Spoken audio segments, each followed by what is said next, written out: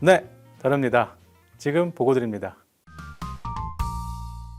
안녕하세요. 사법정책연구원 박병민 판사입니다. 오늘은 사법정책연구원에서 2021년 3월에 발간한 디지털 증거 압수수색 개선 방안에 관한 연구라는 연구 보고서를 소개해 드리려고 하는데요. 제가 연구 책임자로서 집필을 담당하였는데 발간 이후 법원은 물론 학계, 언론 등의 호평을 짧은 시간 내에 책 내용을 전부 소개해 드릴 수는 없고 흥미를 자극하는 내용을 중심으로 말씀드리겠습니다. 먼저 이 연구보고서 목적은 10년 이상 이어온 디지털 증거 압수수색 관련 국내 논의들을 체계적으로 정리하고 관련 입법의 정책적 참고 자료로 활용하기 위한 것입니다. 총 6개의 챕터로 구성되어 있고 주요 내용은 제3, 4, 5장에 집중되어 있습니다. 압수수색이 디지털 증거를 대상으로 한다고 뭐가 다를까 싶지만 내 스마트폰이 어디로 갔는지 안 보이면 다들 불안하실 겁니다.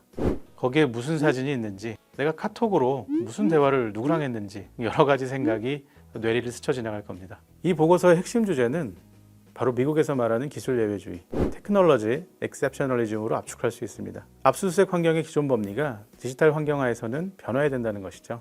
아시다시피 미국은 기술 발전을 선도하는 국가입니다. 테크놀로지가 수사와 결합하면 수사의 효율성이 크게 높아지는 반면 사생활 침해 우려도 높아지겠죠. 미국의 압수수색은 영장주를 규정한 수정헌법 제4조의 규제를 받는데 이게 230년 전인 1789년에 만들어진 것이라 당시에는 주거지 압수수색만을 전제로 했습니다. 이후 20세기 들어 전화가 발명되고 수사기관이 도청을 수사기법으로 사용하게 되면서 영장 없이도 도청이 허용되는지 문제가 되기 시작합니다.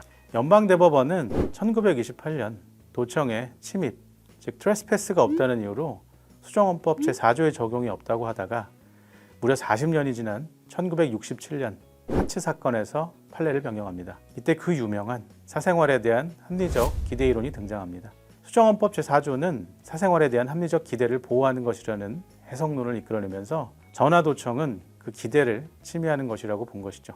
이후 수사기관이 도청 외에 위치 추적 장치나 열 영상 장치 등을 영장 없이 사용하는 경우가 생기는데 이게 수정헌법 4조와 관련해서 어떻게 해석되어야 되는지 연방대법원에서 지속적으로 문제되기 시작합니다. 자세한 내용은 보고서를 참조해 주세요.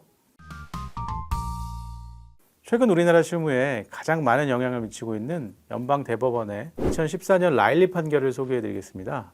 미국에서 영장주의 예외 중 하나로 Search Incident to Arrest라는 것이 있는데 체포에 수반하는 압수수색의 예외 정도로 이해하시면 될 것 같습니다. 이 법리는 쉽게 말해 대는 소를 포함한다는 논리를 취하는데 체포당하는 사람의 물건은 당연히 영장 없이 압수할 수 있는 거 아니냐 이런 것입니다. 체포도 되는데 그것보다 인권 침해가 적은 압수는 왜 안 되겠냐는 것이죠.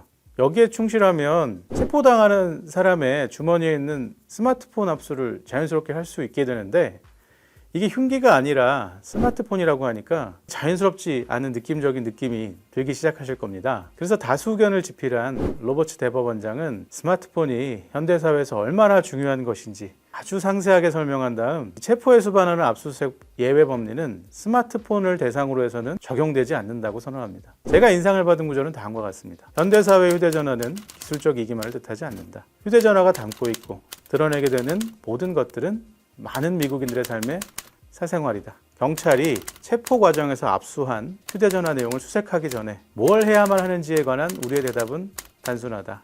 영장을 받아라.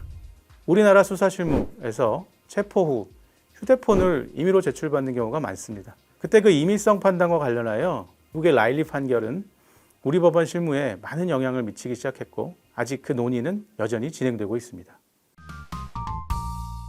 미국에서 카츠 판결 이후 50년 만에 디지털 프라이버시 분야에서 가장 중요한 판결을 손꼽히는 카펜터 판결을 소개해드리겠습니다.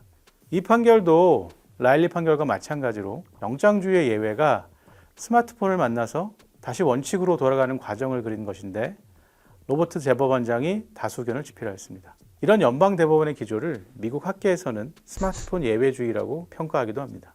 영장주의 예외로 Third Party Doctrine이라는 것이 있습니다. Third Party, 은행이나 통신사 등 제3자가 고객을 위해 보유하는 정보는 수사기관이 수집을 할 때 영장을 받지 않아도 된다는 것입니다. 1970년대 연방대법원에서 형성된 법리인데 이 법리에 따르면 통신사에서 보관하는 휴대폰 위치정보 수집에 영장을 받을 필요가 없습니다. 그런데 위치정보라는 건 그게 장기간 축적되면 사생활에 많은 걸 드러내게 돼서 위치 정보 수집에 영장주의가 적용되지 않는 게 과연 맞는 것인지 의문이 들기 시작하는 겁니다.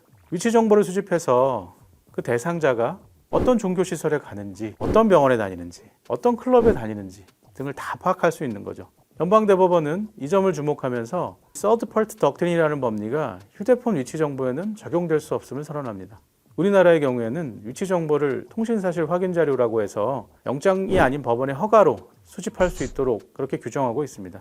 우리나라 제도가 위치 정보에 대한 민감도가 낮은 것은 아닌지 한 번쯤 생각해 보게 됩니다. 시간 관계상 많은 판례를 소개해드리지 못하지만 이 압수수색에 관한 전통적인 법리가 테크놀로지랑 부딪힐 때 어떻게 변화해야 되는지 그런 부분에 대한 여러 가지 논의, 미국의 관련 법령 등을 연구 보고서에 상세히 소개해 보았습니다. 국내 문헌 중에 독일의 입법례를 체계적으로 소개하는 것을 찾기가 좀 어렵습니다. 독일 유학을 다녀오신 사법정책연구원 서용성 조사위원의 도움을 받아 체계적으로 그리고 상세히 소개하였습니다. 독일 특유의 섬세한 제도 설계를 경험하실 수 있을 겁니다. 제4장에서는 우리나라의 관련 법령, 판례, 실무 현황 등을 검토하였는데 판례는 지난 10년간 우리가 형성됐다라고 표현할 수 있을 정도로 다양한 쟁점에 관한 판례군이 축적이 되었습니다. 그리고 실증 연구로서 영장 전담 판사, 검사, 변호사, 네이버나 카카오톡 같은 정보통신 서비스 업체 사내 변호사의 인터뷰도 해보았습니다. 같은 것을 달리 보는 시각을 느낄 수 있어 신선하다는 호평을 인터뷰 부분만이라도 읽어보시면 자연스럽게 이 분야의 쟁점을 인식하실 수 있게 됩니다. 제5장에서는 디지털 증거 압수수색 분야에서 논의되는 여러 입법적, 실무적 쟁점들에 대한 개선 방안을 제시하였습니다. 목차를 보시고 관심 있는 부분을 중심으로 살펴보아 주시면 감사하겠습니다. 마지막으로 드리고 싶은 말씀은 인간의 기억보다 정확한 디지털 증거를 수집하는 방식에 대한 인식의 전환이 좀 필요하지 않나 싶습니다. 그동안 강제 처분을 대인적 처분, 대물적 처분으로 구분하고 대물적 처분은 대인적 처분보다 좀 소홀히 해도 좋다라는 그런 생각이 많았습니다. 이제 증거의 왕은 자백이 아니라 스마트폰입니다. 진술 증거 수집할 때 규제해온 그런 섬세한 설계가 디지털 증거에도 그대로 반영될 필요가 있습니다. 이 점을 강조드리고 싶습니다. 이 짧은 영상이 여러분의 지적 호기심을 얼마나 자극했는지 모르겠습니다. 오늘 영상 여기서 마치겠습니다. 시청해 주셔서 감사합니다.